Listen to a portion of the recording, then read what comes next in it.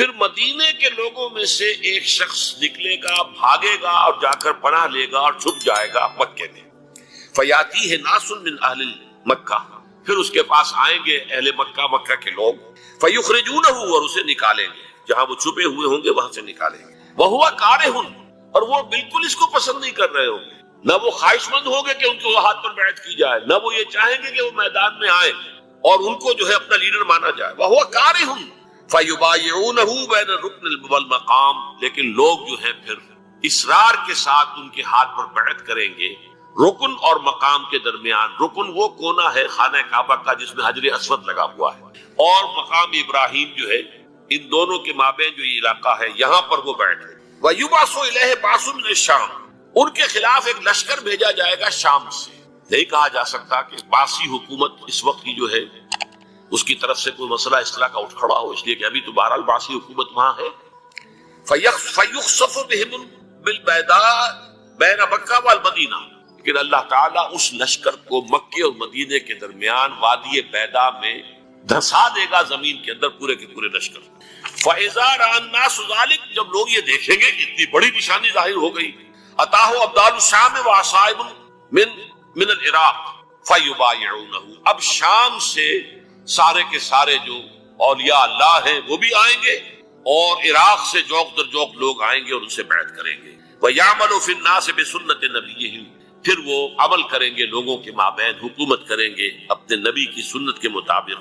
وَيُلْقِي الْإِسْلَامُ بِجَرَانِهِ، اور اسلام اپنی گردن زمین پر ٹھکا دے گا. وَالْأَرْضَ فِي الْأَرْضِ، زمین میں. فَيَلْبَسُ 7 سنین، پھر وہ 7 برس تک حکمران رہیں گے. ثُمَّ يُتَوَفَّى، پھر ان کا انتقال ہوگا. وَيُصَلِّي عَلَيْهِ الْمُسْلِمُونَ، اور مسلمان ان پر نماز پڑھیں گے. یہ جو میں نے آپ کے سامنے نقشہ کھینچا ہے، اس سے اب میں ایک نتیجہ نکالتا ہوں. اسے بھی میرا گمان کہیے، اختلاف بھی کر سکتے ہیں آپ، اگر اس کو وزنی سمجھے تو قبول بھی کر سکتے ہیں. وہ یہ ہے کہ میرے نزدیک ان کے ظہور کا وقت قریب ہے، اور اس کی تھوڑی سی بات میں مجھے معلوم ہوا کہ جین ڈکسن غالباً نام ہے امریکن اس کا، جس نے یہ پیشن کوئی خبر دی تھی کہ 1962 میں عالم عرب میں ایک بچہ پیدا ہوا ہے کہ جو وہاں کا نقشہ بدل کر رکھ دے. یہ جین ڈکسن کی غالباً پیشن گوئی ہے. بہرحال مجھے اس کی پیشن گوئی سے کوئی دلچسپی نہیں ہے. میں تو جو احوال دیکھ رہا ہوں، یعنی اسرائیل کا قائم ہو جانا، اور اس کے بعد اب یروشلم کا مسلمانوں کے ہاتھوں سے نکل جانا، اور اب گویا کہ وہ الملحمۃ العظمیٰ جو ہے تلی کھڑی ہے، کسی بھی وقت جو ہے یہ جو ہے وہ لاوا پھٹ سکتا ہے، آتش فشاں پھٹ سکتا ہے. تو یہ تمام حالات ایسے ہیں کہ جن کی وجہ سے میں سمجھتا ہوں کہ ایک تو جو قرآن مجید کے اشارات میں نے آپ کو بتائے، 14 صدیاں، 14 دن میں چاند کا پورا ہونا، والقمر اذا اتسق، 14 دن میں 14ویں کا چاند. اسی طرح اب یہ 14 صدیوں کے بعد یہ صدی جو 15ویں صدی ہے، یہ در حقیقت ظہور امام مہدی، جو قدرت کی طاقتیں ہیں، کائناتی قوتیں، ان پر غیر معمولی غلبہ، اختیار حاصل ہو جائے گا، اور وہ دجال متصرف ہوگا ان تمام قواعد طبیعہ پر، بالکل ایسے انداز میں جیسے کبھی انبیاء کرام علیہ السلام کو اللہ تعالیٰ معجزے عطا فرماتا ہے. وہ معجزے کہ جو اللہ تعالیٰ کے فضل و کرم سے اللہ کے رسولوں کو عطا ہوئے ہیں، گویا کہ وہ سب کی سب کیفیات ہیں کہ جو دجال کے بارے میں قرآن مجید یا احادیث نبیہ میں وارد ہے. مثلا پہلی بات یہ بتائی گئی کہ اس کے لیے فاصلہ بے معنی ہو کر رہ جائے گا، انتہائی تیز رفتاری ہوگی جو اسے حاصل ہوگی. چنانچہ الفاظ یہ ہے کل غیث سے استدبرت بردی، وہ ایک ایسے طوفان کے مانند جو ہے وہ سیلاب آئے گا کہ جیسے کوئی بہت زوردار آندھی جو ہے اس کے ساتھ طوفان آیا کرتا ہے. آپ سائیکلون کا تصور کیجئے کہ جس طریقے سے وہ ایک انتہائی تیز رفتار ہوا جو ہے وہ طوفان کو لے کر آتی ہے، اس طور سے وہ فتنہ پھیلے گا. ایک اور حدیث میں الفاظ ہے فلا تدع قریۃ الا حبطتها فی 40 لیلہ، یہ مسلم شریف کی روایت ہے حضرت نواس بن سمعان رضی اللہ تعالی عنہ. کوئی قریہ تک نہیں چھوڑے گا دنیا کی کوئی آبادی چھوٹی سے چھوٹی جس میں وہ نہیں پہنچ جائے گا 40 دن کے اندر اندر. یہ اس کی تیز رفتاری کا عالم ہوگا. گویا کہ میں تعبیر کر رہا ہوں اسے ان الفاظ سے کہ فاصلہ بے معنی ہو کر رہ جائے. اسی کے ضمن میں بعض اور روایات آئی ہیں. سواری جو ہے اس دجال کی، اس کو گدھے سے تعبیر کیا گیا ہے، اس لیے کہ ظاہر بات ہے اس دور میں اور کسی شے کا اگر تذکرہ کیا جاتا ہوائی جہاز کا یا راکٹس کا تو وہ تو لوگوں کی سمجھ میں نہ آتا، اور پہلے انہیں ساری سائنس پڑھانی پڑتی تب وہ الفاظ استعمال کرتے. لہذا وہ اس کا خچر، اس کا جس پر سواری ہوتی ہے، لیکن اس کی تیز رفتاری کے لیے الفاظ آئے ہیں کہ اس کا ایک قدم اگر مکے میں ہوگا تو دوسرا قدم شام میں جا کر پڑے. اور الفاظ یہ آئے ہیں کہ اس کے دونوں کانوں کے درمیان فاصلہ جو ہے وہ 40 باع کا یعنی 80 ہاتھ کا ہوگا. بلکہ حضرت علی رضی اللہ تعالیٰ عنہ کے خطبے میں جو اس کا بیان ہوا ہے کہ اس کا ایک کان جو ہے وہ 30 ہاتھ لمبا کان ہوگا اس کا. ابھی ذرا یہ صرف احادیث آپ سنتے جائیے، پھر اس کے بارے میں ان سب کو جوڑ کر جو ہمیں نتیجہ نکالنا ہے اس پر گفتگو بات کریں. اسی طرح آواز کا معاملہ کہ اس کی آواز 4 دانگ عالم میں بیک وقت سنی جائے. الفاظ یہ ہے ینادی بصوت لہو یسمع لہو ما بین الخافقین، وہ ایک ایسی آواز کے ساتھ پکارے گا کہ جسے مشرق و مغرب کے مابین رہنے والا ہر شخص اس کی آواز جو ہے گویا کہ وہ تمام فاصلوں کے جو پردے ہیں اس کے لیے وہ حائل نہیں رہیں گے، بلکہ یہ کہ اس کی آواز جو ہے پوری دنیا میں مشرق و مغرب میں بیک وقت سنائی دے گی. تیسری بات معلوم ہوتی ہے کہ علاج معالجہ وہ اس انتہا کو اور عمل جراحی اس انتہا کو پہنچ جائے گا. یہاں وہ الفاظ آئے ہیں جو قرآن مجید میں حضرت مسیح کے معجزات کے لیے آئے. حضرت مسیح کے الفاظ جو ابرئ الاکمہ والابرص کہ میں مادر ذات اندھے کو اور جو کوڑھ کا مرض تو ان دونوں کو میں ٹھیک کر دیتا ہوں. حضرت مسیح علیہ السلام صرف ہاتھ پھیرتے تھے اور مادر ذات جو نابینا ہے اندھا بینائی اس کی آ جاتی تھی اور کوڑھی جو ہے اس کے جسم پر ہاتھ پھیرتے تھے اس کا کوڑھ درست ہو جاتا. ابرئ الاکمہ والابرص وہی الفاظ آئے حدیث میں کہ دجال کو یہ قدرت حاصل ہو جائے گا. نمبر 2 یہ کہ وہ یحیی الموتیٰ، جیسے کہ حضرت مسیح کے الفاظ ہیں وہ یحیی الموتیٰ، میں زندہ کرتا ہوں مردے کو. حضرت مسیح فرماتے تھے ایک مردے کو قم باذن اللہ، وہ کھڑا ہو جاتا تھا. بالکل اسی طریقے سے دجال کو بھی قدرت حاصل ہو جائے گی کہ وہ مردوں کو زندہ کرے گا. مزید وضاحت ایک حدیث میں یہ ہے کہ وہ ایک شخص کو آری کے ساتھ بیچ میں سے چیرے گا، 2 ٹکڑے کر دے گا، پھر سینے گا اور زندہ کر دے گا. معلوم یہ ہوا کہ علاج معالجے کا علم اور دوسرے یہ کہ جراحی کا علم جو ہے وہ اپنی ان بلندیوں کو پہنچے گا کہ اس حد تک انسان کی رسائی ہو جائے گا. چوتھی بات، اس کو زمین اور فضا پر اس قدر غلبہ حاصل ہو جائے گا. الفاظ یہ حدیث کے یامر السماء فتمطر، وہ آسمان کو حکم دے گا بارش برسا اور وہ بارش برسائے گا. والارض فتنبت، اور زمین کو حکم دے گا کہ فصلیں اگا اور وہ اگائے گی. ویمر بالخربۃ فیقول لها اخرجی کنوزک، اور وہ کسی ویرانے پر سے گزرے گا، اسے حکم دے گا ویران چٹیل میدان، اور حکم دے گا کہ اپنے خزانے نکال. اور فرمایا اس کا نتیجہ یہ نکلے گا فتتبعہ کنوزها، اس زمین کے جو خزانے ہیں وہ نکل کے اس کے ساتھ چلنے شروع ہو جائے گا. زمین پر قدرت، فضا پر قدرت.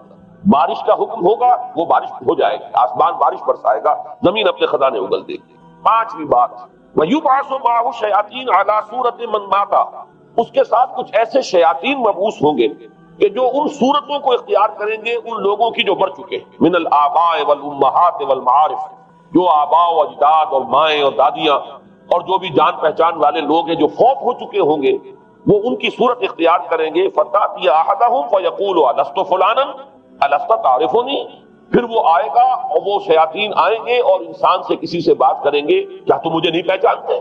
کیا میں تمہارا فلاں رشتہ دار نہیں ہوں؟ اپنی نشانیاں بیان کریں گے اور لوگ پہچانیں گے. یہ وہ احادیث ہیں کہ جن کا جو نتیجہ نکلتا ہے اس کو پہچان لیجئے. وہ نتیجہ یہ ہے کہ حضور صلی اللہ علیہ وسلم نے دجالی فتنے کے جو اوصاف بیان کیے یا جو علامات بیان کی، ان کا حاصل یہ ہے کہ سائنس اور ٹیکنالوجی کی وہ بلندیاں انسان کو حاصل ہو جائیں گی کہ جو چیزیں کبھی رسولوں کے معجزوں سے ظہور پذیر ہوتی تھی وہ قوانین طبیعہ پر تصرف کے باعث خود انسان کرنے لگے. یہ ہے در حقیقت حاصل. چنانچہ آج آپ دیکھیے وہ جو اس کا گدھا ہے وہ ہمارے آج کل کے ہوائی جہاز ہے، اور آپ کو معلوم ہے کہ یہ رڈار جو ہیں ان کے ہوائی جہازوں کے یہ بالکل اینڈز پر ہوتے ہیں، ان کے بازوؤں پر، اور یہی ان کے کان ہیں، انہی سے انہیں وہ معلومات حاصل ہوتی ہیں. خود ان کی لمبائی چوڑائی جو ہے وہ کتنی ہے، اور پھر یہ کہ ان کے درمیان فصل جو ہے وہ 80 ہاتھ کا یا 40 باع کا وہ موجود ہے. اور جہاز کی ایک اڑان اب تو کہیں بات پہنچ گئی کہ آپ کو معلوم ہے کہ پوری دنیا کے گرد بھی ایک جہاز جو ہے وہ چکر لگا لیتا ہے چند گھنٹوں کے اندر. لیکن یہ ہے کہ عام جو رفتار ہے اس میں بھی ایک پڑاؤ سے دوسرے پڑاؤ تک، ایک جگہ سے جس کو ہاپ کرنا کہتے ہیں، یہ بھی کم سے کم 500-700 میل کا عام طور پر سفر جو ہے وہ جہاز طے کر رہا ہے.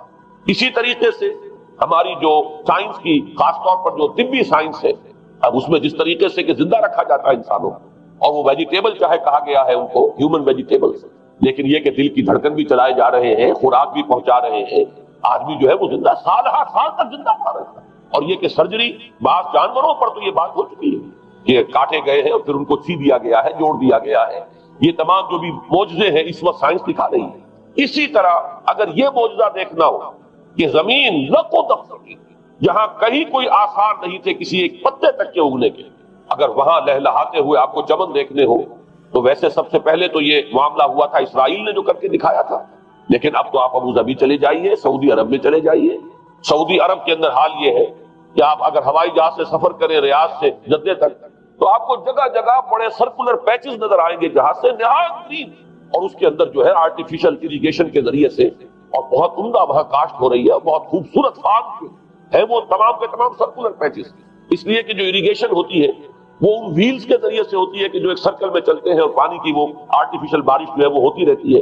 باقی یہ کہ فضا سے آرٹیفیشل رین، یہ تو بہت ہی سادہ سی بات ہے کہ فضا کے اندر ایٹماسفیرک کنڈیشن کو ذرا تبدیل کیا جائے تو بارش آ جاتی ہے. اور باقی رہ گیا آواز کا یہاں سے باہر جانا، وہ تو آواز ہی نہیں ہے، تو آپ صورتیں دیکھ رہے ہیں. آپ نیو یارک میں بیٹھا ہوا خطاب کریں، آپ پوری دنیا کے اندر جہاں چاہیں وہ آل ورلڈ اینٹینا آپ کے پاس صرف ہونا چاہیے. باقی یہ کہ آپ دنیا کے کسی بھی گوشے میں بیٹھے ہوئے کسی شخص کا خطاب جو وہ سن سکتے ہیں. تو معلوم یہ ہوا کہ در حقیقت یہ جو دجالی فتنہ ہے، یہ جس کے اوصاف جو بیان کیے گئے، ابھی میں اس کو لفظ فتنہ سے تعبیر نہیں کر رہا، اسے جس چیز نے فتنہ بنایا وہ ابھی میں آپ سے عرض کروں گا، لیکن یہ جتنے اوصاف حدیث میں آئے، جتنی صفات بیان ہوئی، جو قوائف وہاں سامنے آ رہے ہیں، ان سب کا حاصل تو ایک لفظ میں یہ ہے کہ سائنٹیفک ڈیولپمنٹ اور ٹیکنالوجیکل ڈیولپمنٹ وہ اس درجے کی ہو جائے گی کہ قواعد طبیعیہ پر، فورسز آف دی نیچر پر انسان کو تصرف اور تسلط حاصل ہو جائے گا اور وہ انہیں استعمال کرے گا، اور اس طریقے سے اس کے اندر وہ ساری کی ساری کیفیات جیسے کہ آج ہم دیکھ رہے ہیں اپنی نگاہوں کے سامنے وہ پیدا ہو جائے گا. اب سوال یہ ہے کہ اس شے کو فتنہ کس چیز نے بنایا، یہ بات سمجھ لیجیے. جہاں تک سائنسی ترقی کا تعلق ہے، تکنیکی ترقی کا تعلق ہے، یہ چیزیں فی الاصل فتنہ نہیں ہے. یہ تو وہ علم آدم الاسماء کلھا کا ظہور ہے. اللہ تعالیٰ نے ازل میں حضرت آدم علیہ السلام کو جو صلاحیت عطا فرمانی تھی، یہ ایکسفولیشن ہے اس کا ظہور ہے. جیسے کہ آم کی گٹھلی میں آم کا درخت ہے، لیکن ظاہر بات ہے کہ اس کو درخت بننے میں وقت لگتا ہے. پہلے وہ 2 پتے نکلتے ہیں، پھر وہ بڑھتا ہے معاملہ، کئی سال میں جا کر وہ درخت جو ہے وہ جوان ہوگا، وہ پھل دے گا. اسی طریقے سے یوں سمجھیے کہ بالقوہ وہ علم حضرت آدم علیہ السلام کو دے دیا گیا، یعنی وہ صلاحیتیں وضعیت کر دی گئی، وہ فیکلٹیز، سمع اور بصر اور فؤاد، دیکھو سنو نتیجہ نکالو اور آگے بڑھو. آپ نے چیز دیکھی، ایک سنی، نتیجہ نکالا، اس کو نوٹ کیا، آگے بڑھے، پھر کوئی چیز دیکھی، پھر کوئی سنی، اپنے سابق جو نتیجہ آپ نے نکال کر محفوظ کیا تھا اپنی میموری میں، اس کے ساتھ اس کو ٹیلی کیا، کوئی اور نتیجہ نکالا ہے اور آگے بڑھے. تو یہ تو سٹیپ بائی سٹیپ، قدم با قدم انسانی علم آگے بڑھ رہا ہے. یہ ہرگز فتنہ نہ ہوتا، میرے الفاظ پر توجہ کیجئے، اگر اس کے ساتھ متوازن طور پر ایمان اور روحانیت کا ارتقا بھی ہوتا رہا. اگر اس کے ساتھ اللہ کی معرفت، اللہ کی محبت، آخرت کا ایمان، منزل انسان کی جو ہے وہ آخرت ہے، دنیا نہیں ہے، اگر یہ چیزیں ساتھ کے ساتھ ہوتی تو یہ ہرگز فتنہ نہیں. فتنہ در حقیقت اسے جس نے بنایا ہے وہ یہ ہے کہ کچھ ایسے اسباب ہوئے ہیں، اور وہ اسباب آج مجھے بیان کرنے کہ در حقیقت موجودہ عیسائیت اس کا سب سے بڑا سبب ہے. اس کے نتیجے میں ایک بہت بڑا گیپ ہے، اپالنگ گیپ ہے، بڑا مہیب خلا ہے، بڑی وسیع خلیج ہے جو حائل ہو چکی ہے کہ ایمان اور روحانیت ختم ہوتے چلے گئے اور یہ ٹیکنیکل اور سائنٹیفک ڈیولپمنٹ بڑھتی چلی گئی. ان دونوں کے درمیان جو مہیب خلا پیدا ہوا ہے اس نے اسے فتنہ بنا دیا ہے، اور عظیم ترین فتنہ بنا. ورنہ اگر اس کے ساتھ ہی اللہ پر ایمان، آخرت پر ایمان اور انسان کے اندر ایمانی کیفیات، اس کی روحانی کیفیات اگر یہ بھی برقرار رہتی، بلکہ اس کے ساتھ متوازن طور پر ان کو ترقی کرنا چاہیے، تو یہ ہرگز فتنہ نہیں ہے. تو پہلی بات یہ سمجھ لیجئے کہ اگرچہ دجالی فتنے کے جو صفات، اس کے اوصاف، اس کی علامات، اس کے مظاہر جو بھی حدیث کے ذریعے سے ہمیں معلوم ہے، جس کا میں نے ابھی آپ کے سامنے تذکرہ کیا، وہ سب در حقیقت تعبیر ہے اس دور کا جو محاورہ ہے، اس دور کی جو زبان ہے، اس دور میں جن الفاظ سے گفتگو کی جا سکتی تھی، اس دور کے ایڈیم میں آج کی جو سائنٹیفک اور ٹیکنالوجیکل ترقی ہے گویا کہ اس کی تعبیر کی گئی ہے کہ وہ دجالی فتنہ ہوگا. لیکن اس شے کو فتنہ بنانے والی شے در حقیقت یہ ہے کہ ایک بہت بڑی خلیج حائل ہو چکی ہے ایمان اور روحانیت اور دوسری طرف سائنٹیفک اور ٹیکنالوجیکل ڈیولپمنٹ میں. ان دونوں کے درمیان اتنا بودھ اور فصل پیدا ہو گیا ہے کہ جس کی وجہ سے اس نے فتنے کی شکل اختیار کی. اس کا سبب کیا ہے، آج ہمیں اس پر غور کرنا ہے. دیکھیے حضرت مسیح علیہ السلام کا دین، اور جیسا کہ میں نے عرض کیا ہے سورہ کہف کے پہلے رکوع میں تذکرہ انہی کا ہو رہا ہے. وَيُنذِرَ الَّذِينَ قَالُوا اتَّخَذَ اللَّهُ وَلَدًا مَا لَهُم بِهِ مِنْ عِلْمٍ وَلَا لِآبَائِهِمْ كَبُرَتْ كَلِمَةً تَخْرُجُ مِنْ أَفْوَاهِهِمْ يَقُولُونَ إِلَّا كَذِبًا فَلَعَلَّكَ بَاخِعٌ نَفْسَكَ عَلَىٰ آثَارِهِمْ إِن لَّمْ يُؤْمِنُوا بِهَٰذَا الْحَدِيثِ أَسَفًا. ان آیات کا پہلے ترجمہ آپ سن لیجئے. جو پہلی آیات ہے ان کا ترجمہ ہم کر چکے ہیں. کل حمد اس اللہ کے لیے ہے جس نے اپنے بندے پر کتاب نازل فرمائی اور اس میں کوئی کجی نہ رکھی، جو بالکل سیدھی ہے اور خبردار کرتی ہے ایک ایسی بڑی عظیم اور مہیب جنگ سے کہ جو خاص اللہ کی طرف سے ہوگی، اور بشارت دیتی ہے مومنین کو جو نیک عمل کریں کہ ان کے لیے بہت بڑا اور بہت عمدہ اجر ہے، ماکثین فیہ ابدا، وہ اس میں رہیں گے ہمیشہ ہمیشہ۔ وَيُنذِرَ الَّذِينَ قَالُوا اتَّخَذَ اللَّهُ وَلَدًا، اب دوہرا کر بات آئی، اور تاکہ خبردار کر دے ان کو جنہوں نے یہ کہا کہ اللہ نے کسی کو اپنا بیٹا بنایا ہے۔ مَا لَهُم بِهِ مِنْ عِلْمٍ، نہیں ہے ان کے پاس اس کے بارے میں کوئی علم، وَلَا لِآبَائِهِمْ، نہ ان کے آباء و اجداد کے پاس کوئی علم تھا، کوئی عقلی دلیل نہیں، کوئی اللہ کی اتاری ہوئی کسی کتاب میں، اللہ کے اتارے ہوئے کسی صحیفے میں اس کے لیے سند نہیں۔ وَلَا لِآبَائِهِمْ كَبُرَتْ كَلِمَةً تَخْرُجُ مِنْ أَفْوَاهِهِمْ، بہت بڑی بات ہے کہ جو نکل رہی ہے ان کے منہوں سے، إِن يَقُولُونَ إِلَّا كَذِبًا، نہیں بول رہے یہ، نہیں کہہ رہے یہ مگر جھوٹ۔ فَلَعَلَّكَ بَاخِعٌ نَفْسَكَ عَلَىٰ آثَارِهِمْ، تو اے نبی صلی اللہ علیہ وسلم شاید کہ آپ اپنے آپ کو ہلاک کر لیں گے ان کے آثار پر۔ یہ آثار کے لفظ کو میں ابھی جو کا تو رکھ رہا ہوں، بعد میں اس کی وضاحت کروں گا۔ إِن لَمْ يُؤْمِنُوا بِهَذَا الْحَدِيثِ آسَفًا، اگر یہ لوگ ایمان نہ لائے اس حدیث پر، یہ حدیث قرآن، اس پر اگر یہ ایمان نہ لائے، جیسے کہ وہاں فرمایا گیا تھا اگر رحمت خداوندی میں داخل ہونا ہے اے بنی اسرائیل تو یہ شاہدرہ ہے رحمت خداوندی کا قرآن حکیم، آؤ اور داخل ہو جاؤ۔ یہاں پر ان عیسائیوں کو متنبہ کیا جا رہا ہے اگر وہ اس حدیث پر، یہ حدیث اللہ، اللہ کی کتاب، احسن الحدیث کتاب متشابہہ فبأی حدیث بعدہ یؤمنون، اگر اس اللہ کی حدیث پر، اللہ کی کتاب پر یہ ایمان نہ لائے تو جو ان کے آثار ہوں گے، جو نتائج نکلیں گے ان پر اے نبی شاید کہ آپ اپنے آپ کو صدمے اور رنج اور غم سے ہلاک کریں۔ یہ ہے در حقیقت وہ آیات کی جن میں تذکرہ ہو رہا ہے عیسائیت کا، لیکن عیسائیت سے مراد کیا ہے اسے سمجھیے۔ حضرت مسیح علیہ السلام کا دین تو بعین ہی وہی دین تھا جو دین آدم سے لے کر محمد تک صلی اللہ علیہ وسلم وعلیہ الصلوۃ والسلام جتنے انبیاء آئے ہیں ان کے دین میں کوئی فرق نہیں، دین توحید وہی ایمان، البتہ شرائع کے اندر، شریعتوں میں کچھ تفصیلی احکام میں فرق ہوا ہے، شریعت موسوی اور شریعت محمدی میں علی صاحب الصلوۃ والسلام تھوڑا تھوڑا فرق ہے، دین ایک ہی ہے۔ شرع لکم من الدین ما وصى به نوحا والذی اوحینا الیک وما وصینا به ابراہیم وموسیٰ وعیسیٰ، دین میں تو ہم نے وہی شے تمہارے لیے بھی معین کی ہے مسلمانوں، یہ جس کی کہ ہم نے نوح کو وصیت کی تھی اور جس کی کہ ابراہیم کو اور موسیٰ کو اور عیسیٰ کو وصیت کی، دین ایک ہے۔ ان الدین عند اللہ الاسلام، تو دین مسیحی بھی وہی تھا بعین ہی جو دین محمدی ہے اور دین موسوی صلی اللہ علیہ وسلم علیہ الصلوۃ والسلام۔ البتہ حادثہ جو نہایت عظیم پیش آیا اور وہ یہ ہے کہ پال، ساؤل اس کا نام تھا پہلے، جس نے کہ اپنی زندگی میں حضرت مسیح علیہ السلام جب تک موجود تھے دنیا میں شدید انہیں تکلیفیں پہنچائی، شدید ایذائیں پہنچائی، ان کی مخالفت پر کمر بستہ رہا، لیکن اس کے بعد جب انہیں اٹھا لیا گیا، یا عیسائیوں کے عقیدے کے مطابق وہ سولی دے دیے گئے، اور اس کے بعد ان کا عقیدہ بھی یہ ہے کہ سولی پانے کے بعد پھر وہ زندہ ہو کر آسمان پر چلے گئے، جبکہ ہم یہ سمجھتے ہیں اور ہمارا ایمان ہے کہ انہیں سولی دی نہیں گئی بلکہ انہیں تو پہلے ہی اٹھا لیا گیا تھا، ان کی جگہ کوئی اور ہے۔ انجیل برنباس نے یہ بات بالکل واضح کر دی کہ در حقیقت وہی حواریین میں سے جس نے کہ غداری کی تھی اور پکڑوایا تھا، مخبری کی تھی، وہی ہے جس کی شکل بنا دی گئی تھی حضرت مسیح علیہ السلام کے جیسی مانند، اور وہ شخص ہے کہ جو سولی چڑھا۔ بہرحال عیسائیت اس وقت جو اس کا عقیدہ ہے اور جو ہمارا عقیدہ اور ایمان ہے، ان دونوں کی روح سے حضرت مسیح علیہ السلام آسمان پر اٹھا دیا۔ اس کے بعد اس نے دین مسیحی میں نقب لگانے کے لیے، جو دین مسیح اصل دین اسلام تھا، اس کو کرپٹ کرنے کے لیے، ڈسرپٹ کرنے کے لیے، اس میں نقب لگانے کے لیے اس نے اپنے ایک مکاشفے کا ذکر کیا کہ میں آ رہا تھا سفر میں کہ مجھے حضرت مسیح نظر آئے ہیں آسمانوں میں، اور انہوں نے مجھے کہا ہے کہ اے ساؤل تو مجھے کیوں ستاتا ہے اور تو اب فلاں جگہ جا اور میرے نام سے نبوت کر۔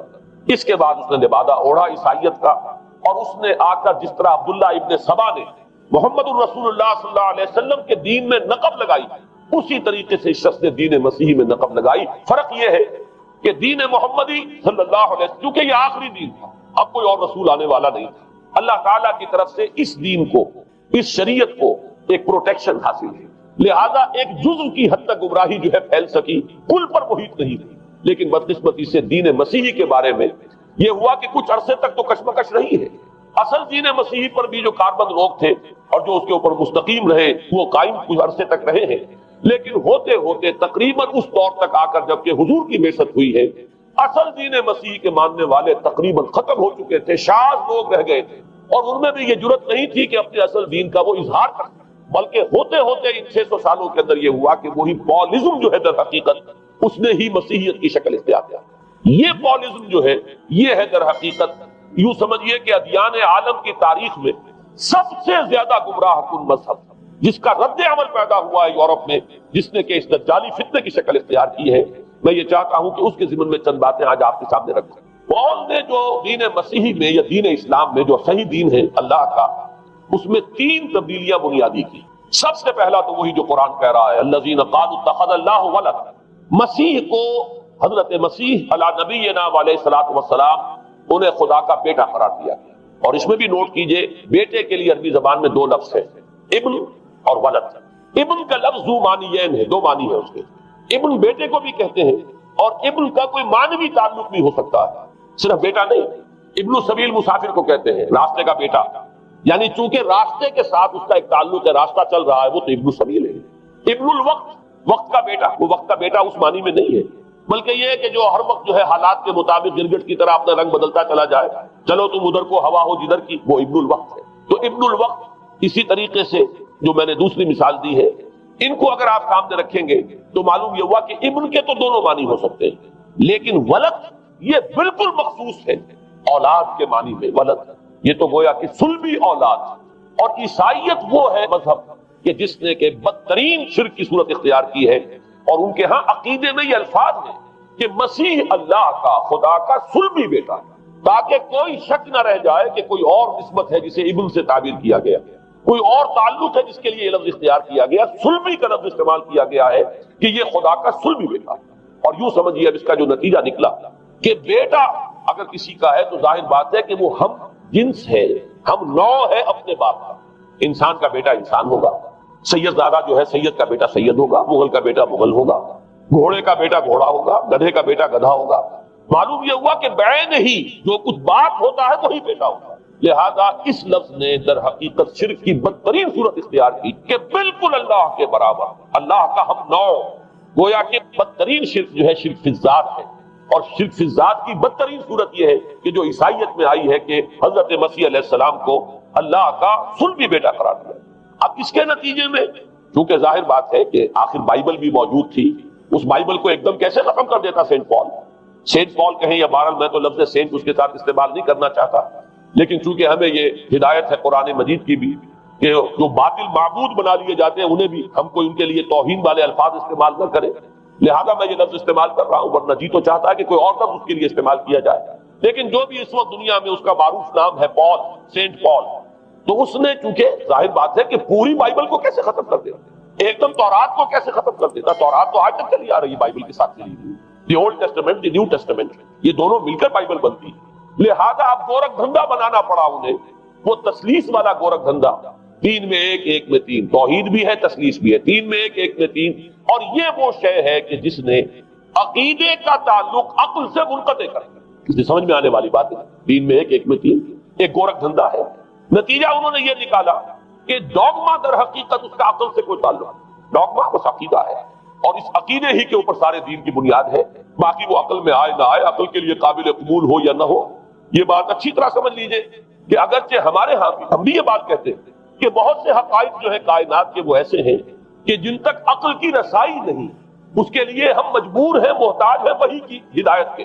لیکن 2 چیزوں میں فرق کیجئے، ایک ہے عقل سے ماورا ہونا اور ایک ہے عقل کے خلاف ہونا، ان دونوں چیزوں میں زمین و آسمان کا فرق ہے۔ ایک وہ حقائق ہے کہ جو عقل از خود ان تک رسائی حاصل نہیں کر سکتی، لیکن جب وہ سامنے آتے ہیں تو عقل تسلیم کرتی ہے کہ ہاں یہ بات سمجھ میں آتی ہے۔ ایک وہ چیزیں ہیں کہ جن کو عقل تسلیم نہیں کرتی، تو ایک ہے مخالف عقل، ایک ہے ورائے عقل، ان دونوں میں زمین و آسمان کا فرق ہے۔ ہمارے دین میں تو عقل کو اپیل کیا گیا، لعلکم تعقلون، لعلہم یعقلون، اولو الالباب الذین یعقلون۔ اب ظاہر بات ہے کہ عقل کو ہاتھو برہانکم ان کنتم صادقین، لاؤ دلیل اپنی، تو دلیل سے عقل سے اپیل کی گئی۔ اور اس میں وہ رشتہ جو میں نے کئی مرتبہ بیان کیا علامہ اقبال کے اشعار کے حوالے سے کہ عقل گو آستہ سے دور نہیں، اس کی قسمت کے پر حضور نہیں، اور گزر جا عقل سے آگے کہ یہ نور چراغ راہ ہے، منزل نہیں۔ منزل تک تو عقل نہیں پہنچائے گی لیکن راستہ تو دکھاتی ہے، اور جب کہ وحی کی روشنی سامنے آتی ہے تو عقل اس کی تصدیق کرتی ہے۔ یہ ہے ہمارا موقف اور یہ ہے عقلی معقول موقف۔ لیکن عیسائیت نے بلکہ کہنا چاہیے پالزم نے. مجھے یہاں پر لفظ عیسائیت اب استعمال کرنا نہیں چاہیے، اس لیے کہ حضرت عیسیٰ سے اب اس کی نسبت نہیں رہی. حضرت عیسیٰ سے اس کی نسبت جو ہے یہ مس نومر ہے، یہ غلط نام. دی 100 کا مصنف جو ہے ڈاکٹر مائیکل ہارٹ، اس نے یہ بہت بڑی بات کہی. اس نے کہا در حقیقت موجودہ جو عیسائیت ہے اسے پالزم کہنا چاہیے. یہ پالزم ہے، کرسچینٹی نہیں ہے. اس لیے کہ در حقیقت حضرت مسیح علیہ السلام کی تعلیم جب تک وہ دنیا میں تھے وہ یہ نہیں تھی کہ جو پال نے. البتہ اس نے پال کو بہت بڑا شخص مانا، اس میں کوئی شک نہیں، اس لیے کہ اس نے تاریخ کے دھارے کا جو ہے وہ رخ موڑ دیا ہے. اللہ تعالیٰ کے صحیح دین کو گویا کہ قلع قمع کر کے نیا دین اس طریقے سے پھیلایا ہے کہ آج بھی شاید دنیا میں کثیر ترین تعداد عیسائیت ہی کے نام لیواؤں کی ہے، واللہ عالم، یا گوتم بدھ کے ماننے والوں کی ہے. بہرحال یہ کہ بہت بڑی تعداد میں آج حضرت مسیح علیہ السلام کی طرف جو منسوب ہے غلط طور پر دین، اس کے نام لیوا دیا گیا. اس اعتبار سے وہ یقیناً اس کا تو حق رکھتا ہے کہ اس کا نام بھی اس کتاب میں آئے کہ جس نے تاریخ کے اوپر اثرات اپنے پیدا کیے. اور حضرت مسیح علیہ السلام جب تک دنیا میں تھے عیسائیت کی حقیقت بنی اسرائیل یا یہودیت کے ایک فرقے سے زیادہ نہیں تھی. ڈیٹیچ نہیں ہوا تھا یہ دین حضرت موسیٰ علیہ السلام کے دین سے. لیکن یہ کہ پال نے اسے بالکل ایک مستقل بذات ایک جدا گانا دین کی شکل دے دی ہے، تو یہ پالزم نے در حقیقت سب سے پہلا کام یہ کیا کہ عقل سے بالکل تعلق منقطع کر دیا. عقیدہ ڈوگما جو ہے وہ خلاف عقل، جو بات عقل میں آئے نہ آئے بس مان. تو پہلی تو یوں سمجھیے کہ نقب جو لگی ہے دین کے اندر وہ اس تسلیس کے حوالے سے، اور تسلیس کا گورکھ دندہ خلاف عقل، لہذا ڈوگما کی جو کا لفظ استعمال ہوا ہے کہ بس اس کو تو ہم مانیں گے چاہے وہ عقل کے لیے قابل قبول ہو چاہے نہ ہو. دوسرا اس سے بھی زیادہ آپ دیکھیے ایک سے ایک بڑھ کر اینٹ رکھی جا رہی ہے. خشت اول چونے حد میں مار کر تاثریا میر ود دیوار. دوسرا کفارے کا عقیدہ جو مبنی ہے صلیب کے عقیدے پر. مسیح نے انتہائی ذلت کی موت یعنی صلیب کی موت جو ہے وہ خود کہتے ہیں کہ انتہائی ذلت کی موت. یہ ذلت کی موت کا پیالہ اس لیے پیا تاکہ اس کے ماننے والوں کی طرف سے کفارہ ادا ہو جائے. مسیح کفارہ ادا کر چکا ہے، اب جو شخص بھی مسیح کو مان لے گا اس کی گویا کی نجات ہو گئی. اس کا عمل سے کوئی تعلق، عمل ہو نہ ہو، بد کردار ہو، اچھا کردار والا ہو، نیک ہو، بھلا ہو، جیسا بھی ہو، برا ہو، بدماش ہو، لچا ہو، لفنگا ہو، مسیح کو مان لے صرف ماننے پر. اس لیے کہ مسیح تو اس کی طرف سے کفارہ پیش کر دیا. سارے گناہوں کا کفارہ جو ہے مسیح نے انتہائی ذلت آمیز موت جو ہے قبول کر کے گویا کہ اپنے ماننے والوں کے تمام گناہوں کا کفارہ دے دیا. یہ دوسرا عقیدہ. اس کا نتیجہ کیا نکلا؟ تسلیس نے عقل سے تعلق توڑ دیا تھا مذہب کا، اس لیے عمل سے تعلق توڑ. ڈوگما ہی ڈوگما ہے، نہ عقل سے کوئی تعلق نہ عمل سے کوئی تعلق، کوئی تعلق نہیں رہا. دین کی جڑیں جو ہے دونوں اعتبار سے، دین تو نام ان دو چیزوں کا الا الذین آمنوا وعملوا الصالحات، دونوں کی گویا کہ جڑیں منہدم ہو گئیں، بنیادیں منہدم ہو گئیں، جڑیں کاٹ دی گئی کہ نہ اس کا تعلق عقل کے ساتھ ہے نہ عمل کے ساتھ. تیسری بات آئی ہے اس نے کہا شریعت منسوخ. یہ عجیب ہے، دیکھیے جسے آئرنی آف فیٹ کہتے ہیں انگریزی زبان میں. ابھی تک بائبل کے اندر سینٹ میتھیو کے جو روایت ہے متی کی انجیل جسے کہا جاتا ہے gospel of the Lord according to Saint Matthew, اس میں جو سرمن آف دی ماؤنٹ ہے ایک وعظ ہونے کے اعتبار سے واقعتاً میں اس کی عظمت کا بڑا قائل ہوں، عظیم ترین وعظ ہے دنیا کا. اس کے شروع میں یہ الفاظ موجود ہیں don't think I have come to destroy law. ہرگز یہ نہ سمجھنا کہ میں شریعت کو ختم کر دے آیا. وہ یہ کہہ کر گئے تھے کہ شریعت موسوی تم پر لاگو رہے گی، عائد رہے گی، لیکن پال نے تیسرا نقب لگایا شریعت ساقط کر دی. اس کی ضرورت کیوں محسوس ہوئی یہ بھی سمجھ لیجئے. حضرت مسیح یہ کہہ کر گئے تھے کہ میں صرف بنی اسرائیل کے لیے آیا ہوں، میں اسرائیل کے گھرانے کی کھوئی ہوئی بھیڑوں کی تلاش میں آیا ہوں. انجیل میں یہ الفاظ آج بھی موجود. حضرت مسیح نے اپنے حواریین کو جب بھیجا ہے کہ اب جاؤ تبلیغ کرو میری طرف سے، اس کی ہدایتوں میں ایک ہدایت یہ بھی ہے کہ تمہیں صرف اسرائیلیوں تک تبلیغ کرنی ہے، باہر نہیں. میں صرف اسرائیلیوں کی طرف رسول بنا کر بھیجا گیا ہوں. یہ الفاظ بھی موجود ہیں. اگرچہ اس وقت کے انجیل میں جو الفاظ ہیں وہ تو میں سمجھتا ہوں کہ حضرت مسیح علیہ السلام کے شایان شان نہیں ہے، وہاں کوئی نہ کوئی تحریف ہوئی ہے لفظی، اس لیے کہ وہاں تشبیہ دی گئی ہے کہ کوئی اپنے بچے کے حصے کی روٹی جو ہے کتے کے آگے نہیں ڈالتا. گویا کہ جینٹائلز جو ہیں غیر بنی اسرائیلی، انہیں اس جملے کی روح سے انہیں کتوں سے تشبیہ دی جا رہی ہے کہ میرے پاس میرے بچوں کے حصے کی روٹی ہے، میرے بچے ہیں اسرائیلی، میری روٹی جو ہے یہ جو میرے پاس ہے وہ اسرائیلیوں کے لیے ہے، کوئی اپنے بچوں کے حصے کی روٹی کتے کو نہیں کھلاتا. یہ جملہ تو میں سمجھتا ہوں حضرت مسیح کا نہیں ہو سکتا، لیکن یہ ہدایت کہ تمہیں تبلیغ صرف اسرائیلیوں میں کرنی ہے یہ قرآن مجید کی روح سے ثابت ہے. اس لیے کہ قرآن بھی یہ کہتا ہے کہ رسولاً الی بنی اسرائیل، حضرت مسیح علیہ السلام رسول بنا کر بھیجے گئے تھے بنی اسرائیل کی طرف، اس لیے کہ وہ یوں سمجھیے کہ جسے ہمارے ہاں عام اصطلاحات میں علماء کہا کرتے ہیں تاج و تخت ختم نبوت، وہ تاج و تخت ختم نبوت تو ابھی منتظر تھا محمد رسول اللہ صلی اللہ علیہ وسلم کی آمد کا، کہ وہی آئیں گے تو انہی کی بعثت ہوگی پوری نوع انسانی کی طرف۔ آپ سے پہلے کسی رسول کی بعثت پوری نوع انسانی کی طرف نہیں ہوئی بشمول حضرت مسیح علیہ السلام۔ ہر جو ہے رسول جو آیا ہے آپ سے پہلے اپنی اپنی قوموں کی طرف آیا ہے، لیکن اس پول نے کیا کیا؟ پہلے تو یہ اصول توڑا، ہم اس دین مسیحی کی یا جو پولزم ہے اس کی اب تبلیغ کریں گے غیر اسرائیلیوں میں بھی۔ وہاں انہیں دقت پیش آئی، شریعت موسوی بڑی بھاری شریعت ہے، اب وہ بھاری شریعت جو ہے اس کو قبول کرنا تو لوگوں کے لیے آسان نہیں ہے، تو انہوں نے یہ کیا کہ یہ شریعت تم پر ثابت، شریعت کا بوجھ تم پر نہیں، برڈن آف لا یہ تمہارے لیے نہیں۔ اور میں یہاں مثال دے دینا چاہتا ہوں، میں نے ہی تاریخ نے اپنے آپ کو دہرایا ہے، عبداللہ ابن سبا نے جو فتنہ شروع کیا تھا ہمارے ہاں، ہماری تاریخ میں جو اس کے اثرات میں پیدا ہوئے ان میں سے ایک جو ہے وہ شکل وہ اسماعیلیت والی ہے، کہ اسماعیلیت نے بھی بعین ہی یہی شکل اختیار کی ہے۔ ہندوستان میں آ کر جب اسماعیلی داعیوں نے جب تبلیغ کی ہے تو شریعت ثابت کر دیا۔ آج آپ کو جو اسماعیلی ملیں گے ان کے ہاں کوئی شریعت نہیں ہے، کوئی نماز نہیں، مسجد ان کی ہوتی نہیں، جماعت خانہ ہوتا ہے، وہ کلب گھر ہے، آتے ہیں جمع ہوتے ہیں کھانا کھاتے ہیں، اللہ اللہ خیر صلی اللہ کو باتیں چیتیں کرتے ہیں، ان کے اوپر شریعت ہے ہی نہیں، نہ روزہ ہے نہ نماز ہے۔ اور بعین ہی وہی جو اختیارات میں ابھی آپ کو بتاؤں گا کہ جو پوپ کے ہیں وہی ان کے امام حاضر کے اختیارات ہیں۔ بہرحال تیسری نقب جو میں نے عرض کی آپ سے وہ یہ تھی کہ شریعت منسوخ، اس کا نتیجہ کیا نکلا؟ اب دیکھیے ذرا غور کیجئے، ایک بہت بڑا خلا پیدا ہو گیا، وہ خلا کون پر کرے گا؟ شریعت کے بارے میں سارے اختیارات اب پوپ کو حاصل، وہ جس چیز کو چاہے حلال کر دے، جس چیز کو چاہے حرام کر دے، جس چیز کو چاہے قرار دے دے کہ یہ ممنوع ہے، جس چیز کی چاہے اجازت دے دے، اس لیے کہ اب شریعت تو نہیں، خلا ہے، اس میں سوالات تو پیدا ہو گئے، یہ کام کیا جائے یا نہ کیا جائے، کون کرے گا؟ تو جب شریعت ختم ہوئی تو سارا اختیار پوپ کے ہاتھ میں آ گیا۔ یہ میں بعد میں ذرا اور تفصیل سے بتاؤں گا کہ کیسے کیسے اختیارات پھر مذہبی طبقے کے ہاتھ میں آئے ہیں۔ اس کے نتیجے میں تاریخ انسانی میں ورسٹ فارم آف تھیوکریسی پیدا ہوا۔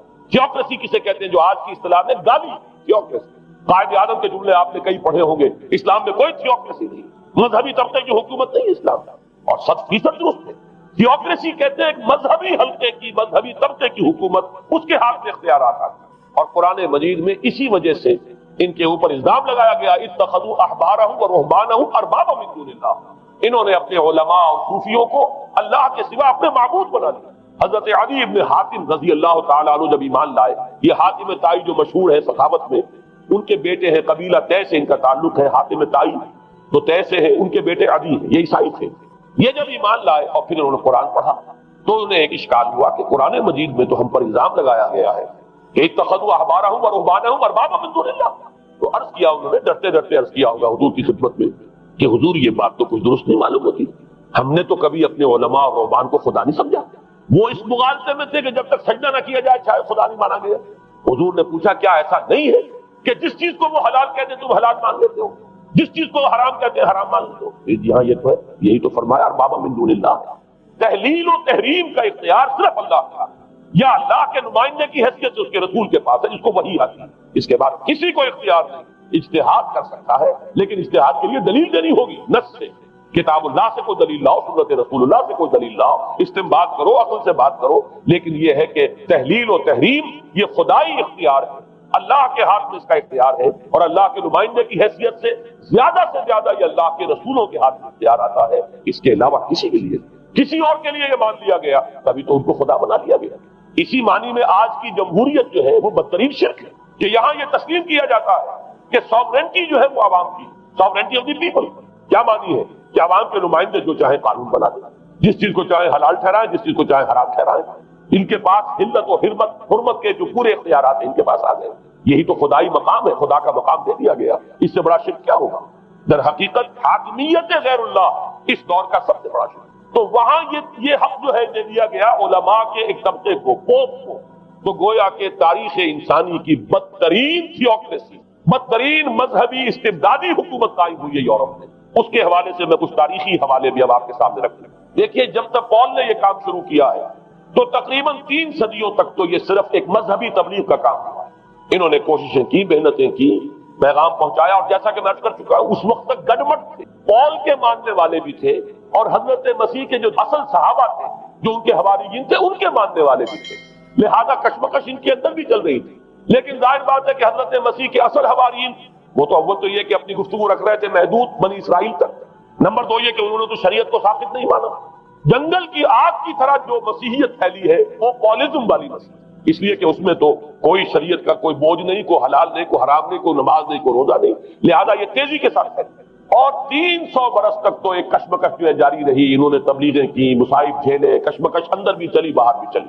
لیکن اس کے بعد قیصر روم کانسٹنٹائن، قسطنطین جسے کہتے ہیں، جس کا یہ قسطنطنیہ ہے، کانسٹنٹائن، اس نے یہ محسوس کیا بالکل اکبر کی طرح، جیسے اکبر نے محسوس کیا تھا کہ میری مملکت کے اندر یہ مذہبی تصادم جو ہے یہ سب سے بڑی یوں سمجھیے کہ انسٹیبلٹی کا سبب ہے، لہذا ان تمام مذہبوں کو ایک ہاون دستے میں ڈال کے کوٹ پیس کر ایک بناؤ. وہ جو دین اکبری یا دین الہی جو اس نے کیا تھا اس سیاسی مصلحت کی وجہ سے کہ یہ ہندو مسلم تصادم اور دوسرے مذاہب کا ٹکراؤ جو ہے وہ ہندوستان کو ایک سیاسی وحدت اور ایک اپنی سیاسی عظمت کی طرف پیش قدمی کرنے کا جو راستہ ہے اختیار کرنے سے روکتا ہے، لہذا یہ کام کیا جائے. یہی قسطنطین نے کیا. اس نے جب دیکھا بڑی کشمکش چل رہی ہے، اس نے خود عیسائیت اختیار کیا. عیسائیت کون سی اختیار کی؟ پالیزم والی. ظاہر بات ہے اس کے لیے بھی اصل عیسائیت اختیار کرنا جو ہے مشکل تھا، پالیزم والی. اور اس کے بعد یہ اب اسٹیٹ کی جو مشینری تھی، جو طاقت تھا، جو دباؤ تھا، اس کے حوالے سے اب یہ مسیحیت جو ہے پورے رومن امپائر کے اندر اب یہ بڑی تیزی کے ساتھ، جس کو کہنا چاہیے، اس کا ایک نظام قائم ہوا اور جو مذہبی طبقہ تھا اس کا اقتدار مستحکم.